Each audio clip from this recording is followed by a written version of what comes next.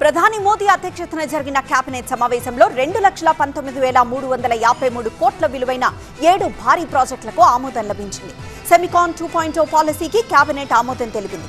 Mobile PLA పథకానికి 62,500 కోట్ల నిధులు కేటాయించారు.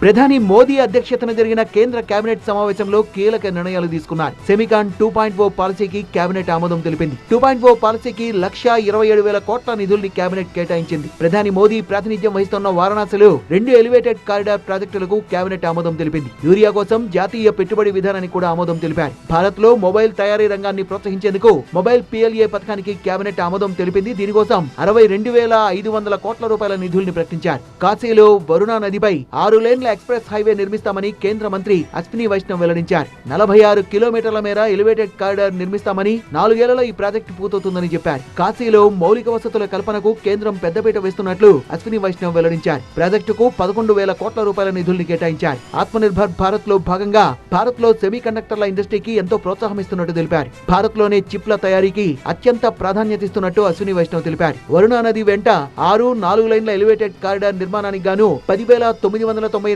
కోట్ల రూపాయల కేటాయింపుకు గ్రీన్ సిగ్నల్ ఇచ్చారు.